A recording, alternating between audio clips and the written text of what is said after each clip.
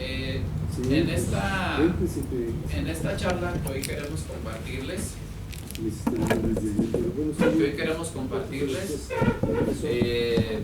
tenemos la intención de poner algunos elementos análisis sobre la privatización de las pensiones en nuestro país, pero un poco también enmarcando el contexto de lo que conocemos como el Mundial de Fútbol, que una parte de la sede de este Mundial es en nuestro país, mayoritariamente será en Estados Unidos. Y bueno, pues, ¿qué tiene que ver este contexto, no? con esta lucha que se retoma, se recapitula por parte de algunos sectores, particularmente de trabajadores del Estado y bien del sector privado.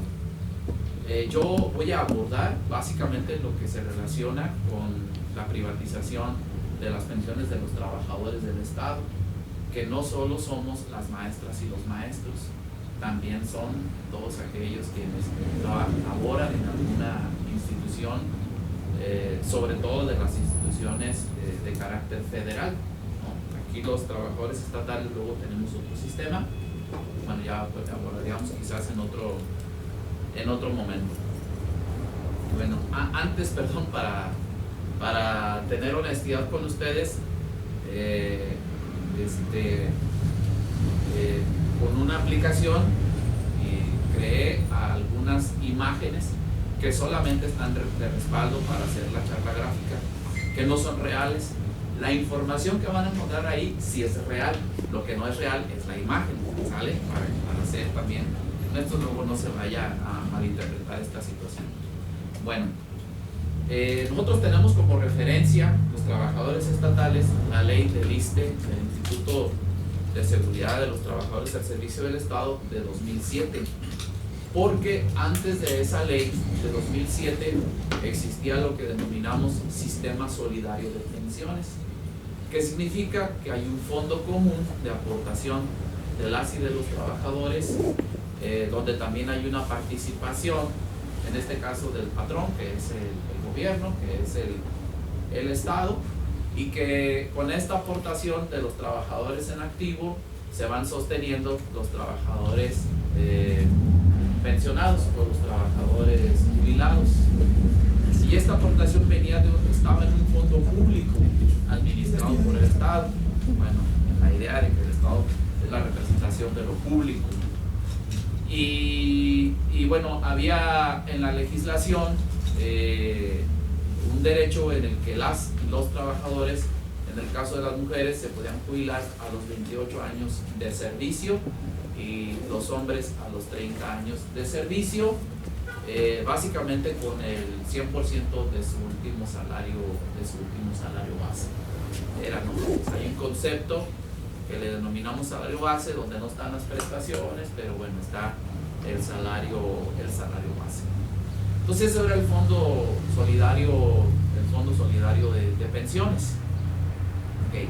Y que además devenía de un derecho constitucional que era justamente el derecho a la jubilación, el derecho a la seguridad social, a que después de una vida laboral, 28, 30 años, tú pudieras disfrutar, digamos, ya de la vejez, luego de este tiempo que habías elaborado.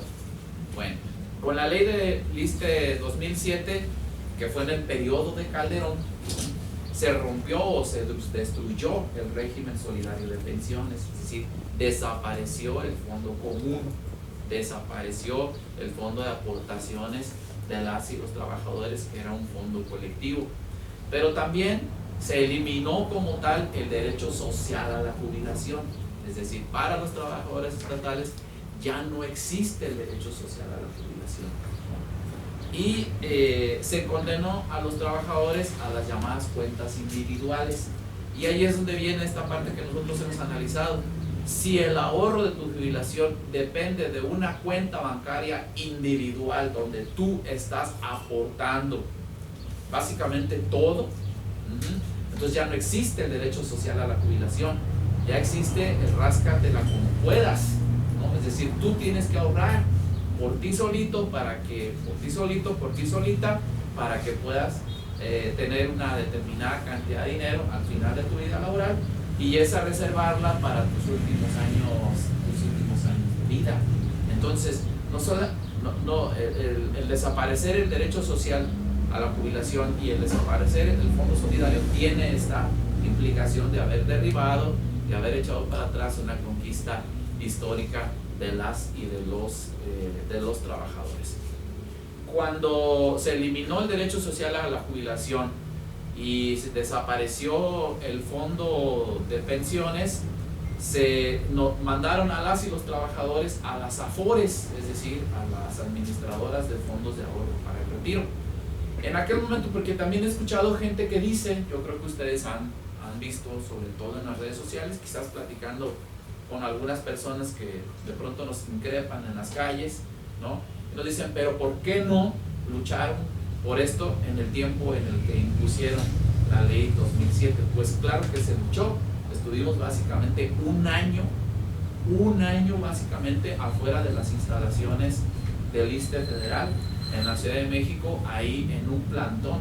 Pues es una lucha de largo alcance y interpusimos 3 millones de amparos. Alguien dirá 3, bueno, es que el dato conocido es que fueron poco más de 2 millones de amparos, pero después se anexaron algunos. Es decir, básicamente la totalidad de los trabajadores al servicio del Estado se ampararon contra esta ley. Se interpuso incluso también un amparo, el amparo se interpuso ante la Suprema Corte de Justicia de la Nación y esta echó para atrás el amparo porque consideró que nos beneficiaban las cuentas individuales, ¿no? Entonces, cuando nos mandaron a cuentas individuales, la banca privada hasta hoy acapara alrededor de 70 millones de cuentas de ahorro. Estamos refiriéndonos específicamente a las cuentas de ahorro para el retiro, no a las cuentas que tenemos nosotras de estos plásticos, pues de tarjetas de ahorro, etcétera, ¿no? Donde uno va dejando ahí el dinero que vas moviendo, ¿no? Es específicamente cuentas de ahorro para el retiro, donde, si ustedes lo piensan bien, estamos hablando de un dinero pasivo para nosotros y nosotras, las trabajadoras, los trabajadores, porque ahí está, o sea, tú no lo tocas, pero activo para la especulación de la banca privada y de la oligarquía bancaria. Te decía que las imágenes pueden ser creadas con una aplicación, con ella, pero no los datos, ¿no?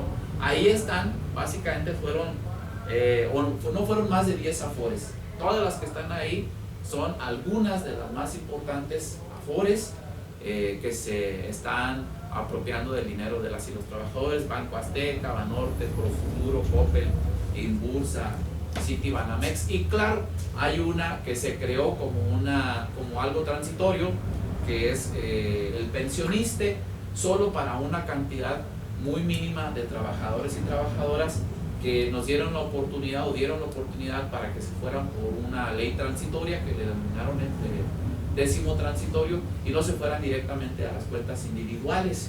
Pero resulta que esa cantidad de trabajadores no llega al 20% del total de trabajadoras y trabajadores del Estado. Es decir, la mayoría, más del 80%, están en cuentas individuales. Ya son muy pocas las compañeras que están en las cuentas, en el pensioniste, es decir, en el décimo transitorio, que fue parte, digamos, de lo que se ganó, por así decirlo, que fuese parcialmente de aquella lucha contra la privatización de las pensiones del ISSSTE, ¿no? Bueno, ahora, para darnos una idea, ahora, ¿no?, estamos hablando de los datos salidos, digamos, del año anterior, los que se calculan, pues, ¿no?, a partir de este año, pero basados en los años anteriores. El dinero que administran las AFORES representa alrededor del 24% del PIB nacional, es decir, del Producto Interno Bruto Nacional, lo que significa que de toda la riqueza que se produce en el país, el dinero líquido que se produce en el país, el 24% está en las AFORES, ¿no? En las AFORES. O sea, la banca privada administra el 24% del PIB. Pero si ustedes dan cuenta del 2024 hasta ahora, en aquel momento representaba el 20% del PIB, ahora representa el 24%. Es decir, hay una acumulación de dineros que van, de la que se van apropiando la oligarquía bancaria. Algunos dicen que en unos 15 años más o menos podría representar el dinero de las Afores alrededor del 40% del Producto Interno Bruto Nacional. ¿Qué significa, para un poquito hacer gráfico este asunto? Ese 24% significa 8.3 billones de pesos mexicanos administrados por las Afores o por la oligarquía bancaria. Y las ganancias netas, la plusvalía global, la plusvalía neta de las Afores para este año fue del 1.4 billones de pesos. No estamos hablando solamente, porque luego tenemos esa falsa idea de que las ganancias de las Afores solamente se dan por concepto de administración de los ahorros, es decir, lo que nos cobran a las y los trabajadores por administrar nuestro dinero. Es un dinero que, como les decía, está en pasivo para los trabajadores, pero activo para los bancos, es decir, que está invertido, se está especulando y demás, ¿no? Mucho de ese dinero, por ejemplo, se presta al propio gobierno para que puedan realizar lo que llaman los megaproyectos, como el Tren Maya. Otro dinero se está en especulación en el capital inmobiliario. Me acuerdo, por ejemplo, un texto que escribió nuestro compañero Charlie sobre Banorte, particularmente, si no mal recuerdo, Charlie, sobre Banorte y cómo el dinero que se utiliza en nuestros ahorros está metido en varios desarrollos inmobiliarios de aquí de nuestra ciudad capital Madrid. Por eso decimos, hay que contemplar, si hablamos solamente del dinero por administración de los ahorros para el retiro, estamos hablando de alrededor de 8,000 millones de pesos en el primer trimestre del año, solo en el primer trimestre del año. Un poco, miren, para hacer gráfico esta situación, porque luego pues los números parece que no representan absolutamente nada. Es decir, que con lo que ganan solamente por concepto de administración de las Afores, podrían financiar 3 veces la nómina estatal de los maestros en Michoacán. ¿Por qué hago este comentario? Porque nosotros en los maestros estatales tenemos problemas, ¿no? Tenemos un déficit de alrededor de 5,000 millones de pesos que no alcanza para cubrir la nómina estatal de los trabajadores. Cada año están haciendo ¿cómo le llaman? Un acuerdo, pues ¿cómo le llaman? Un acuerdo. ¿Cuál es el concepto más claro? Hacen un acuerdo, un contrato con la federación para que les envíen dinero adicional al estado de Michoacán y se pueda cubrir la nómina de las y de los trabajadores que reciben. Un convenio cada quincena, es decir, si en algún determinado momento ese convenio no se firma, estaríamos hablando de que no tendrían como 5,000 millones de pesos para pagar la nómina de los trabajadores del estado. Pero esto solamente en un trimestre se ganan 7,000 millones de pesos, pero solo por concepto de administración de las Afores.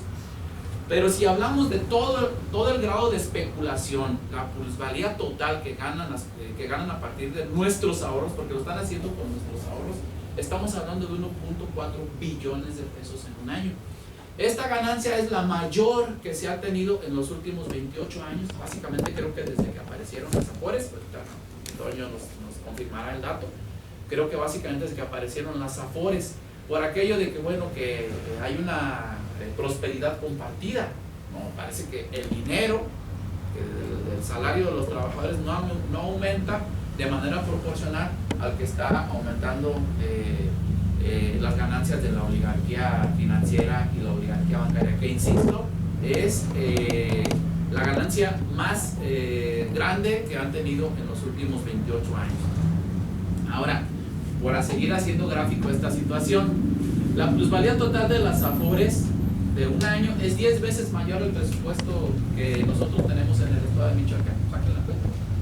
Bueno, yo busqué los datos y al parecer el presupuesto de egresos, lo que se gasta en el estado de Michoacán, son 108,000 millones de pesos. Entonces lo que están ganando las Afores en un año es 10 veces mayor que eso, para que tengamos una representación gráfica mental, ¿no? O poder haciendo las comparaciones de la descomunal ganancia que están teniendo por especulación de nuestros propios ahorros.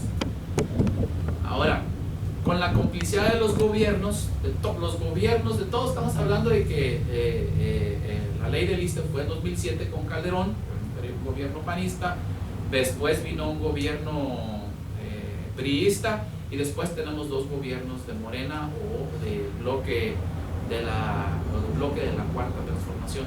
Con la complicidad de los gobiernos de básicamente todos los partidos, se están apropiando del producto del trabajo o del producto que construyen o conforman los trabajadores durante 30 o más años de vida.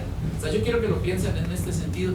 Se están apropiando de nuestra vida. O sea, los ahorros que nosotros estamos depositando, que por así decirlo podría ser el excedente de tu trabajo, ¿no? O sea, lo que te queda después de que ya resolviste tu alimentación, tu transporte, tu vestido, qué sé yo, incluso parte del entretenimiento, la comida, no sé. Después de eso, pues es lo que nosotros depositamos a nuestras cuentas individuales.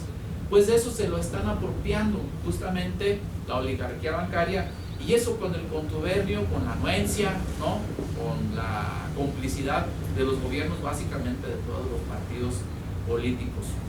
Entonces, hay otro problema para nosotros que no se ha analizado lo suficiente, ¿no? Que cuando las compañeras y los las compañeras y los compañeros que están en las cuentas individuales, ya no importa cuándo te jubiles, o sea, ya no importa, la edad de jubilación. Yo les decía que todavía para nosotros, los que venimos de la ley anterior, o los que vienen de la ley anterior del 2007 y que alcanzaron el 10º transitorio, la demanda central de los trabajadores del Estado es que se puedan jubilar a los 28 y a los 30 años. Es la demanda central. Y para eso hubo una enmienda, un decreto, el último de la presidenta Sheinbaum, donde dice, bueno, les vamos a dar chance para que sea gradual, y gradualmente cada determinado tiempo se van a poder jubilar a los 53 en el caso de las mujeres y a los 55 en el caso de los hombres. Pero recuerden que les dije que estamos hablando de la minoría, menos del 20% de los trabajadores del Estado. La gran mayoría, que son más del 80%, están en las cuentas individuales, y para eso no hay una edad de jubilación. Lo que tienen que intentar lograr los compañeros y las compañeras es una determinada cantidad de dinero para alcanzar lo que denominamos más o menos el salario mínimo. Es decir, estamos hablando de unos 7,000, 8,000 pesos mensuales. Para que le puedan pagar a un compañero o una compañera 7,000, 8,000 pesos mensuales, necesita juntar alrededor de 2 millones de pesos en su cuenta individual. Entonces hay compañeros, que tienen una plaza base de primaria o de preescolar, que su salario no alcanza para eso. O sea, no alcanza para eso, y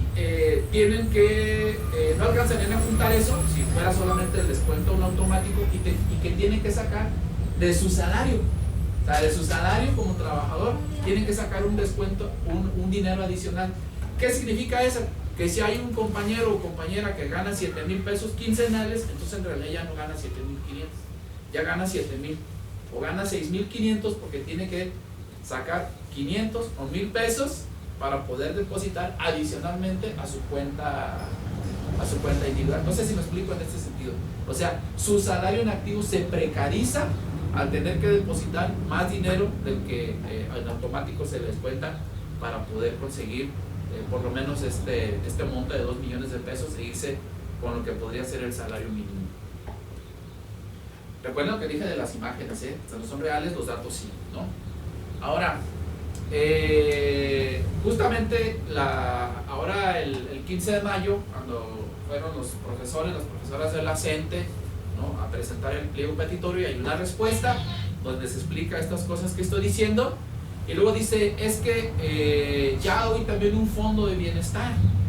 Creamos ya desde el periodo de Andrés Manuel, me parece, se creó un fondo de bienestar. O sea, ya no hay razón de que los maestros y las maestras exijan el regreso al Fondo de Solidario de Pensiones o que este sea un sistema público. Ya hay un fondo de bienestar. Sí, pero que lo que no dicen con tanto énfasis es que ese fondo de bienestar te aplicaría hasta que tú tengas 65 años. Entonces, imagínense, saquen ustedes las cuentas. Yo les decía que en la ley del ISSSTE se nos permitía a los hombres jubilarnos a los 30 años de servicio. De hecho, a los 29 años 6 meses. Y a las mujeres a los 27 años 6 meses. ¿Ok? Pero saquen las cuentas ustedes. Si los egresados normalistas están entrando a trabajar a los 22 o a los 23 años y tienen que esperar a los 65 años para poder disfrutar de este fondo de bienestar y tener el salario del 100% como lo teníamos a la jubilación con la ley del ISSSTE, entonces ya no van a trabajar 28 años y 30 años, ya van a trabajar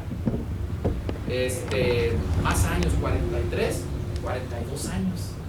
O sea, no tiene beneficio alguno, pues esto, porque está otra vez es justificando una larga vida de trabajo para que finalmente se apropien la oligarquía bancaria, se apropie de nuestros ahorros.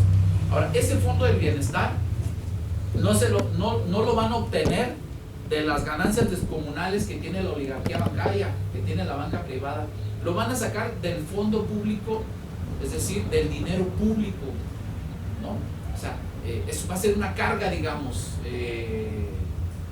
para el Estado.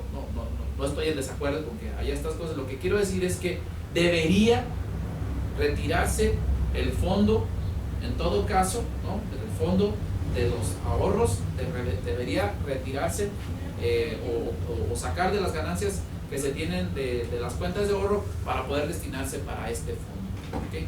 Pero ese fondo, bueno, pues también tiene otra complicación, valga la redundancia, no tiene una manera de fondearse a largo plazo. Dicen, bueno, si encontramos por ahí alguna cosa que haya que incautarle a la delincuencia, pues va para allá el dinero. Si encontramos por ahí ya cuentas que no reclamaron después de los 70 años o después de cierto tiempo de que ya quedaron inactivas esas cuentas, bueno, vamos a fondear el dinero. Pero ese fondo a largo plazo no tiene viabilidad, digamos, ¿no? Y se acabaría muy pronto. No hay una ley como la Ley General de Egresos donde dice, donde diría, tanto dinero del presupuesto público es para ese fondo, ¿no? Es un fondo inestable, ¿no? Es una falacia lo que se presenta ahí, ¿no? Bueno, la otra cosa es que para poder plantear esto de los aumentos a los mini salarios, ¿no? Y que hoy existan salarios mínimos de un poco más de 300 pesos, pero que esto no pudiera tener impacto o que esto mitigara el impacto del presupuesto público, en los que tenemos un trabajo, en el caso de nosotros que somos contratados por el Estado, que somos trabajadores estatales, crearon una figura y esa figura le denominaron UMA o Unidad de Medida y Actualización. Y entonces a nosotros nos jubilan no en salarios mínimos, sino que nos jubilan en UMAS. Entonces, aunque el salario aumente, las sumas no aumentan en la misma proporción que los salarios. De hecho, las sumas tienen un valor proporcional a una tercera parte del salario mínimo. Entonces, imagínense, o sea, cómo se precariza la jubilación cuando en vez de jubilarte en salarios mínimos, la UMA vale solamente una tercera parte del salario mínimo.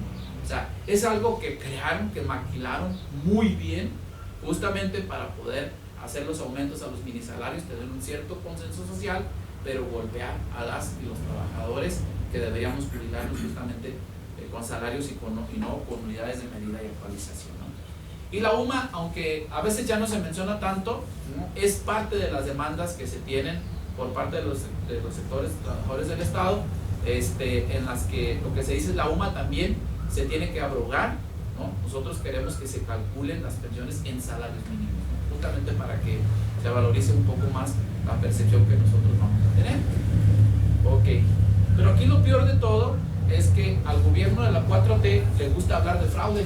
yo no sé si ustedes lo han considerado así, pero cuando un político en campaña te dice: nosotros vamos a abrogar la ley del ISSSTE porque es injusta, porque es el periodo neoliberal, porque es esto, pues claro que tú tienes un grupo de votantes que convences, hay que decirlo. Muchos de los maestros votamos, ¿no? Muchos de los maestros asistimos a las urnas, por supuesto estamos en las calles, en la movilización social, pero también estamos en las votaciones, ¿no? Entonces, claro, cuando tú escuchas un político, una política que dice: vamos a abrogar la ley del ISSSTE porque es un acto de justicia para las maestras y los maestros, pues obtienes una cantidad importante de votantes. Pero cuando llegas ahí, así con la mano en la cintura, ¿no? Eso está súper probado, ya lo saben, dijo: no se puede. La presidenta dijo: no se puede. Eso también se puede considerar, desde nuestro punto de vista, como un fraude electoral, ¿no? No solamente el fraude electoral es que vayas y le metas más votos, como la urna embarazada, todos estos mecanismos de fraude que ya conocemos, ¿no? Que hemos conocido a lo largo de la historia. También mentir abierta y siniestramente, como lo hizo la presidenta, y después echarse para atrás con la mano en la cintura, también es un modo de fraude que nosotros no podemos permitir, ¿no? Por eso, cuando a veces pregunta a la presidenta, porque lo pregunta, ¿no? Por la mañana, es: bueno, ¿qué quieren los maestros? Pues nomás que cumpla lo que dijo, ¿no? Si en campaña dijo: vamos a echar para atrás la ley del ISSSTE, entonces queremos que cumpla con esta situación. Bueno, desde hace ya casi un año que se supo el asunto de esto del mundial, pues entonces empezó a agitar, no solo por los sectores de la CENTE, también por un montón de sectores más, de trabajadores de otras dependencias, de trabajadores del campo, de trabajadores, etcétera, etcétera, ¿no? Se empezó a agitar la idea de que si no hay soluciones para el país, entonces no lo dará su valor, ¿no? Refiriéndose justamente al Mundial de Fútbol, que decía: una parte del Mundial será en nuestro país, otra será en Estados Unidos y en Canadá, ¿no? Y se acuñó esta frase: si no hay solución, no lo dará el valor, ¿no? Que yo creo que nosotros, como organizaciones sociales, como activistas, particularmente quienes somos de Caos o quienes somos de otras organizaciones políticas, populares, etcétera, tendríamos que pensar cuál sería nuestro actuar, nuestra responsabilidad para exigir la solución de los grandes problemas nacionales de nuestro país, justamente en el contexto del mundial. Yo sé que esto nos puede generar adversidad, porque somos personas apasionadas por el fútbol, pero lo que representa el mundial y nuestra pasión por el fútbol no significan la misma cosa, ¿no? Aquí nadie está diciendo que no juegues el fútbol, que no te apasiones por eso, que no tengas una cierta identidad con tu equipo de barrio, con tu equipo, qué sé yo, de la liga. O sea, a Gus le encanta el fútbol y los domingos va y se echa sus partidos, etcétera, etcétera. Pero eso no tiene nada que ver con lo que representa el fútbol. Creo que nosotros también tenemos que explicar un poco a la gente y un poco generar este consenso social para generar una respuesta, ¿no? frente al mundial. Lo primero es que la FIFA es una transnacional. La FIFA es un gran corporativo mundial. Y lo más importante para la FIFA no son los clubes, lo más importante son las empresas multinacionales que se van a beneficiar de eso. Son los sectores financieros, son los sectores hoteleros, no los tradicionales, estamos hablando ahora de Airbnb, etcétera, etcétera. Son los sectores que se dedican a la construcción, que se dedican a la producción de maquinaria. Algunos de ellos, como Hyundai, fueron parte de la guerra del genocidio contra el pueblo palestino, ¿no? Ellos ponían las máquinas para derribar las bardas, las construcciones y demás. Como insisto, es el caso de la Hyundai. Otras petroleras como esta de acá, otras petroleras que son parte de la superexplotación de los seres humanos, etcétera, etcétera. Y por supuesto también la Coca-Cola, que desafortunada y desgraciadamente la presidenta colocó en la mañanera, esa que llama la mañanera del pueblo, para legitimar una empresa que es una de las principales beneficiarias del mundial, pero que además es responsable enfermedades mórbidas de chicos grandes, pero sobre todo también de jóvenes en las escuelas, ¿no? Y todo pues por la pifia